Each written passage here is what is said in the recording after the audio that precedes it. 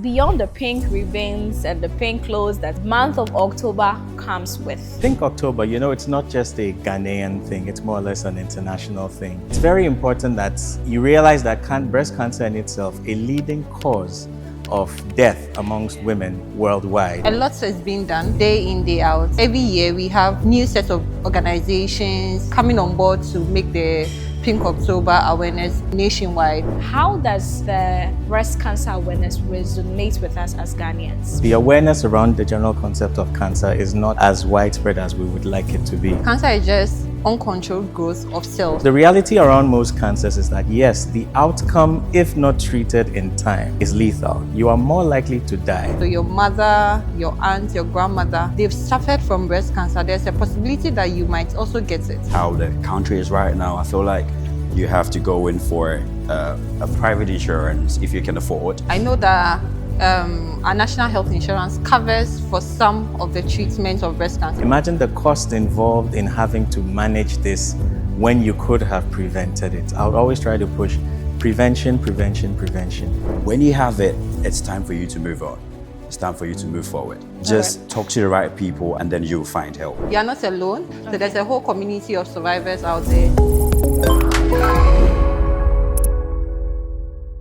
Hello family, it's another episode of Young and Invested, and I'm your host Pearl Lakai. This is proudly brought to you by Enterprise Trustees. Today we are moving from money moves to health moves. What is wealth without wellness? This is the month of October and it is an awareness month for breast cancer. And today we are going to dive in everything that you and I need to know as young people concerning the prevention of breast cancer or the knowledge of it. We have to dive deep into this matter and this discussion. I'm not doing this alone. I'm doing this with serious health professionals with me. And I'm doing this with Jeremy, Dora, and Papani. You are going to enjoy this session. Stay tuned and stick with us. All right, so I want to ask, beyond the pink ribbons and the pink clothes that we know that the month of October comes with, how does the breast cancer awareness resonate with us as Ghanaians? Papani, how does it resonate with us as Ghanaians? Yes.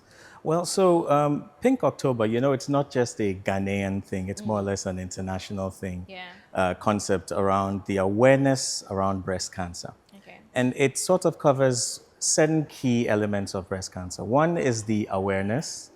Two is the promotion around the promotion around examinations and self-examinations, okay. Early detection, and also support for people with breast cancer.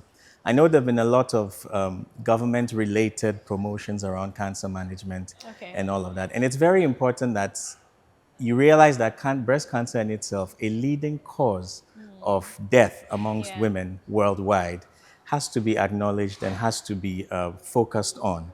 I think in all of this, the most important element of this is ensuring that there's some level of early detection because breast cancer is treatable and curable. All right. So do you think that there has been so much awareness in this society, in our Ghanaian society? Dora, do you think that there has been so many campaigns or awareness enough for us to be abreast with this subject? I think that we can never have enough of awareness, but a lot has been done. Okay. A lot has been said day in, day out. In fact, every year we have new sets of organizations, churches, schools coming on board to make the Pink October awareness nationwide. Okay. People in our rural communities are getting to know about all these things. So I think even it's not enough, but we are getting there. It's been a journey. So we are on the path. We are not at the destination yet, but we are on the path. And I think we'll get there one day. Right. Yeah. I'm so happy you both are here to also tell us about what it actually is. This is also a source of awareness that we are pulling across. Yeah. So if someone should come to you as a health professional and you have to tell the person what breast cancer is, in layman's term, what do you think it is? Okay.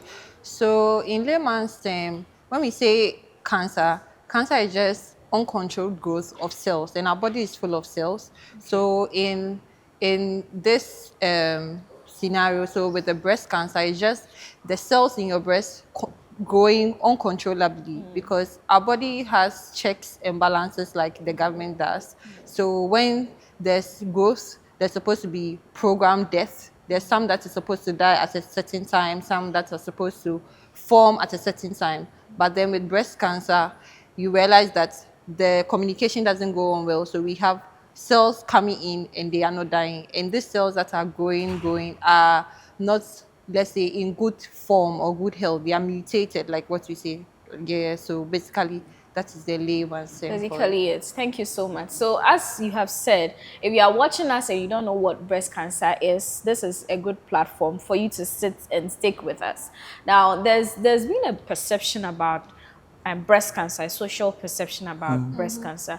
Do you think that we are overhyping the realities of what it actually comes with? Is it too deadly, or in the medical field, do you think it's something that someone can go with, like someone can actually have breast cancer and it's not really deadly? So how do you, let me say, compare the social perception of breast cancer to the reality on the medical field? From your background. Okay, Papa, you can. Yes. Okay, so generally, the concept of cancer, I should say, the awareness around the general concept of cancer is not as widespread as we would like it to be. Because of the nature of where we live, the tropical regions, we tend to be more focused on some of the communicable conditions, your malarias, your typhoids, those ones that you can contract by interacting with others. Okay. Cancer is not typically one of those. In addition to diseases like hypertension and diabetes, you can't contract it because you met somebody with it. Okay. However, the likelihood of that even killing you is actually even higher in some cases than some of these other communicable diseases as well. And the importance, again, I would say, of early detection. So the real thing about cancers that people tend to disregard is the fact that it may not always stay within its region of where it is formed. So you have a cancer, let's say, of the breast. You would assume that the cancer will stay within the breast and will not, as we call it, invade the rest of the body. But that's the biggest risk. There's a likelihood that it could invade other parts of your body and also cause those parts of your body to shut down. So the reality around most cancers is that, yes, the outcome, if not treated in time, is lethal. You are more likely to die. In most cases, we use what we refer to as the 5-year survival rate. Okay. And in most cases, for people with breast cancer, your 5-year survival rate is about 90%. Literally, what it means is if you have breast cancer and you are able to get treated, or at least the likelihood that you will live for 5 years, if you are treated early, is 90%. So 9 out of 10 people will survive beyond 5 years. If you are not treated early, or if you don't detect it early, that can actually reduce to less than half that amount. So in a group of 10, maybe only 4 or 5 will actually see 5 years. The other thing about it is that you don't see, when you have cancer, Only yes, 4 or 5. may end up living for 5 years. That's Wow. literally what it means. So when you look at your 5-year survival rate in that sense. But the other thing about it is when you have cancer, it may not necessarily show. You may not necessarily have symptoms for a very long time until it's too late. So what's the minimum time that, or let me say the maximum time that you think that people go through that stage till they realize that I have cancer? The reality is you don't have to wait till that time. I wouldn't want to advise you To wait, so- wait for the time. It's important to get yourself checked, examine yourself periodically, and make sure that at least when you see it, you can catch it. Okay. With the behavior, it's not always the same for everybody. You may have a small cancer that could end up being even more lethal than a larger growth. Okay. So it's not directly proportional to the size of the cancer you the see, cancer. but at times even just how invasive it may be, and it may not be as expressive as another condition. So it's the focus on early detection is very critical in this case. Okay, so you spoke about early detection of the breast cancer. For a young person, how often do you think that a young lady can detect? And I don't know, is it only to ladies or it's to guys as well? And how often do you think that a young person should detect breast cancer? So It's not just to ladies, to both females and males as well. But to how often you can check, you have to know your genetics because most of this screening is based on genetics. So if you have a family member, specifically what we say, the first line of family members, so your Okay. mother, your aunt, your grandmother, they've suffered from breast cancer, there's a possibility that you might also get it. So when you are getting to that age, you can start with the yearly screening. Yearly screening. Okay. Yes. So most of the times, so for the breast cancer, for the screening, we use the mammogram and then the ultrasound. Okay. But usually the mammograms is after age, people say 35, 45 years, but then you can start with the ultrasound test. But because it's genetics, if you have a mother or an aunt or a grandmother suffering from it, you can also start with the testing of the gene that causes the mutation, what we Okay. call a BRCA. But it's not done in Ghana, but we know that there are some laboratories in Ghana In that Ghana, can take okay. your sample outside to get it tested. Okay. But that is quite expensive. But we can start with the common ones. You doing your routine breast examination every day or maybe once a week when you wake up in front of the mirror, or you try to do the yearly mammogram or okay. ultrasound screening. Yeah. Yes. I like the fact that you said that it's expensive. Looking at how Ghanaian health system is expensive, do you think that we have schemes there enough to cover breast cancer should someone have this situation? Do you think that we have something like that in Ghana? So for what I know that our national health insurance covers for some of the treatment of breast cancer, but not the process from the diagnosis, as in you going to meet the doctor with your complaint, and then the doctor says, "Oh, because of this presentation, we have to do this, and all these investigations that are involved before the end diagnosis of breast cancer." I don't think it's covered. So that Okay. one will come from your pocket, or if you have a private insurance or something like that. Yeah, but apart from that, I know that the treatments, some part of the treatment is covered by the national health insurance. Yeah. Okay. Some parts is covered by the Yes, national health yeah. insurance. Okay. That's some good news. Okay. I Yeah. think Jeremy wants to say something. So, well, what I'm going to say is, I feel like you have to, as an individual, you have to always try to not actually rely on the national one because, because of how the nature of it, how the country is right now. I feel like you have to go in for a private insurance if you can afford that. I think, the enterprise has a very solid thing that can help people, go through Okay, these so the phases health if they should. insurance, okay. Yeah, the enterprise health insurance So can we actually have, help yeah, people. I think that's rightly said. We have private insurance so that you can also take advantage of, especially if you have earlier detected something like this. But that brings me to my next question. When we say breast cancer, is this something that if someone out there has that can cure or can completely be cured out of it, or it's a long life something? Is it like HIV that, excuse me to say, you are not able to cure it, or it's something that can be curable? Yeah. I think so. Breast cancer can be cured Okay. when detected early, like Papani said. Early detection is the key here. So he also mentioned that most cancers are not just limited to the origin. So when we say breast cancer, you might have breast cancer, but then it might invade your body and go to other organs as well. So when you get to that stage where your body is being invaded by Okay. this cancer, the probability of survival is very low. But then when we detect it very early, we realize that this cancer is just in the breast. It's just in this part of the breast. Then they can go take it out. Some, they can take the whole breast, or they can take just the cancer out of the Out breast of and it. conserve the breast, right? Okay. So in that case, you live. But it's not just that. You have to go through a series of treatments. So you can go chemo, some people do radiation and all that. And it doesn't end there.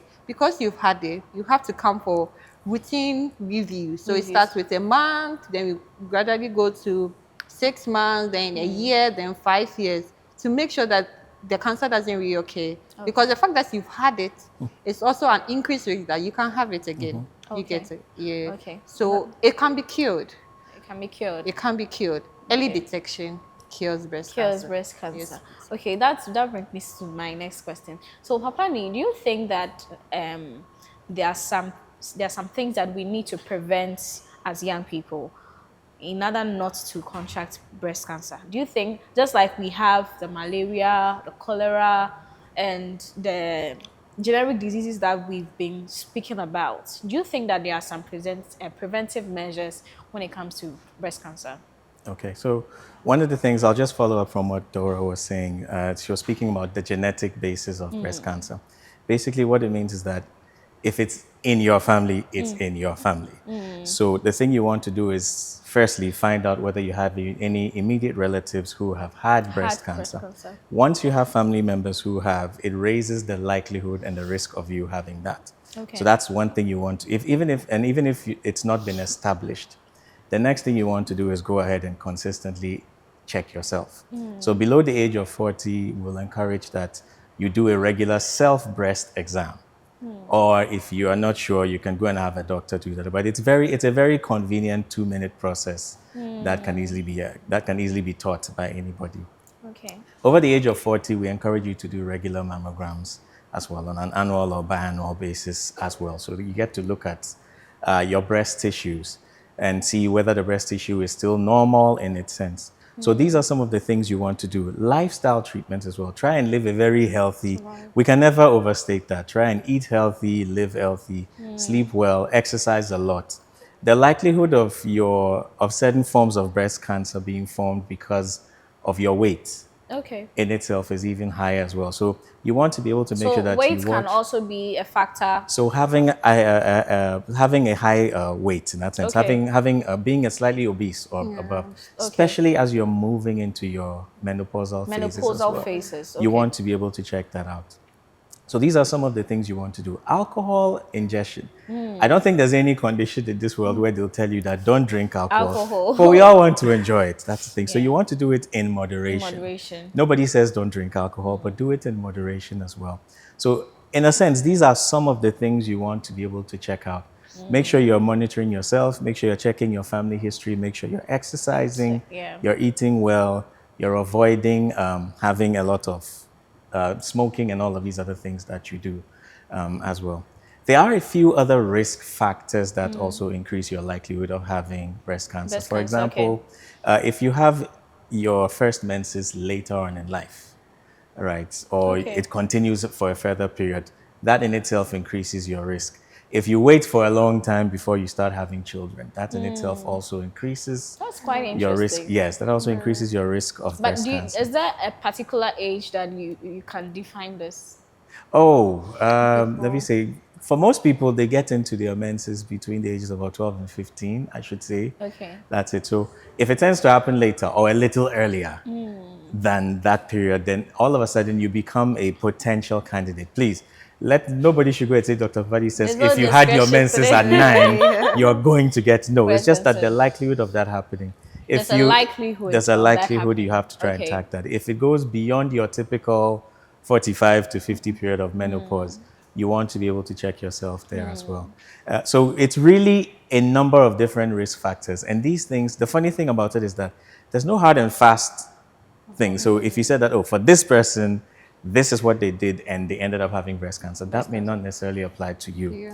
So the real thing, that's why we always keep harping, check yourself. Check yourself. Check yourself. Do all the things you need to do to stay healthy, but just check yourself. So if you're watching us, it's been a discussion concerning breast cancer as we are in the month of October. And the earliest you detect, the well you become. So even as you're watching us, if you'd want to take some notes, one of the things that Papani says is that I got from Papani is that you need to also check your family history, check anyone in your family who has breast cancer.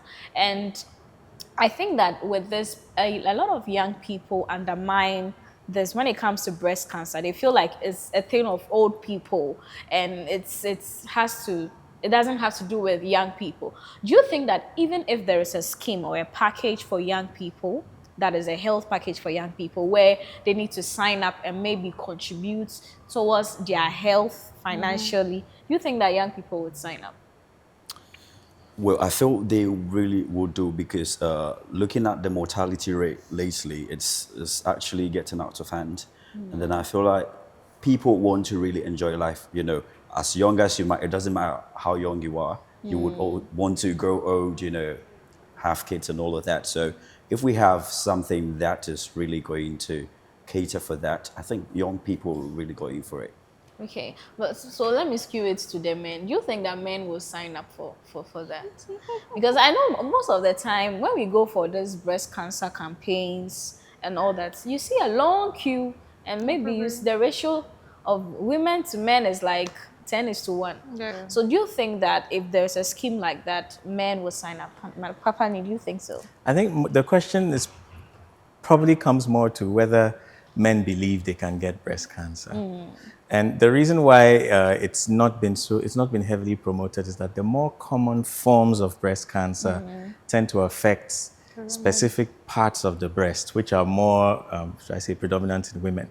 The areas that produce milk, so the ducts, the channels through which the milk passes, and the lobules, where the milk is formed. Okay. But that's not the only place where you can have cancer. Those are just the more common places where you have invasive or non-invasive cancer. Yeah. But you can actually have cancer affecting other aspects of the breast tissue.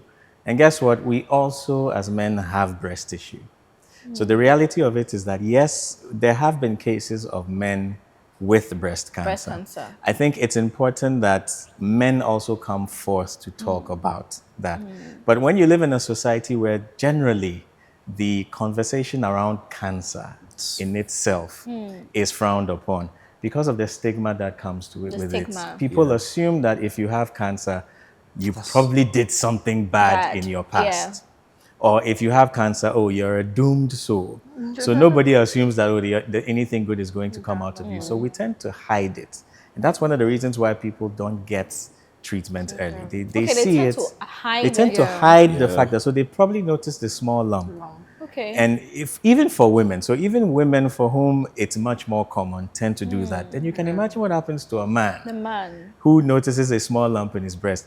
His boys are going to start looking at him and saying, Charlie, you too. Well, we are, nothing happened to us, just you. But it's not really his fault. It can happen to men as well. It can happen. So I think overall the advice is, for a human being, if you do have breasts, yes, we do encourage you to examine yourself. So I do that myself as well every now and then. I have to go through the whole test, the whole self-examination process as well.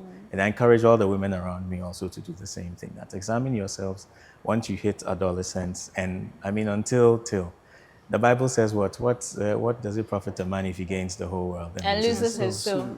That's quite interesting. Thank you very much, Papani. And I'm sure that in this month of October, there will be organizations conducting breast screening.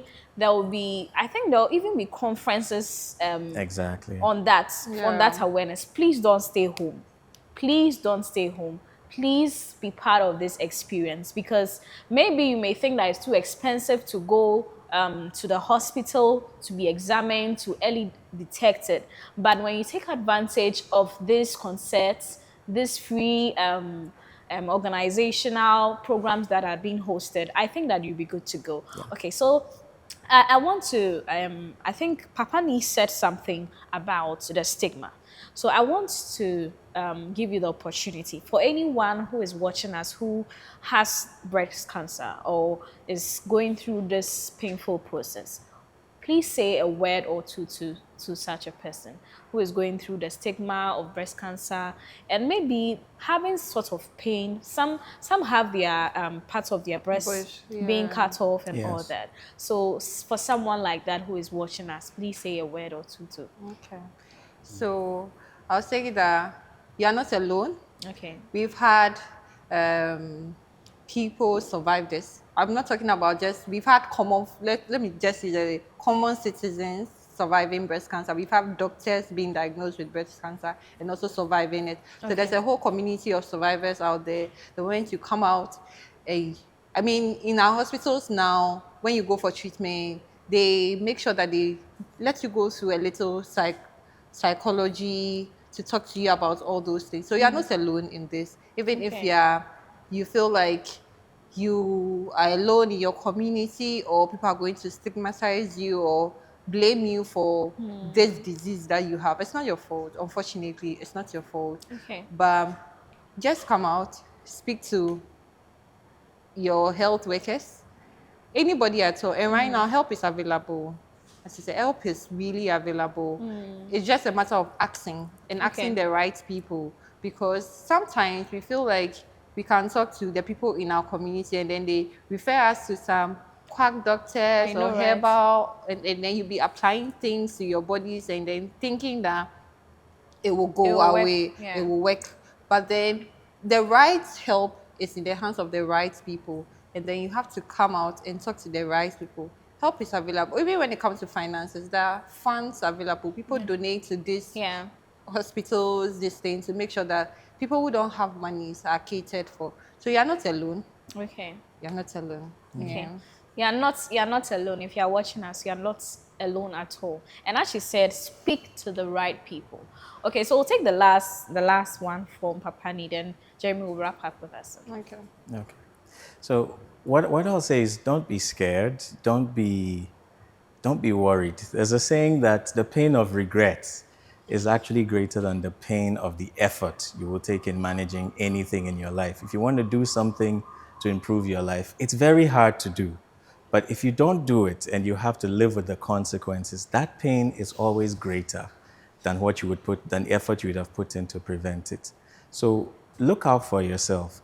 Yes, people may look at you funny, people may say certain things, but imagine the costs involved in keeping your condition a secret. Imagine the cost involved in having to manage this when you could have prevented it. I would always try to push prevention, prevention, prevention. And just reiterate again what Dora as well said. There are so many women and men like you, thousands around the world. They're all ready to support you and they're all ready to be there for you. There are so many associations. The Breast Society of Ghana is one of them that's really doing a lot of advocacy work around awareness of breast cancer. And like I said, it's Pink October. It's not just about treatment for breast cancer, but it's about support for people who have it. It's about building the awareness. So if you don't have it, you have the ability to give guidance to somebody else who may or may not have it. You have the ability to be able to support somebody who has it through their treatments as well. So focus on those things. Let's focus on preventing and building a much more healthier, happier, and wealthier Ghana.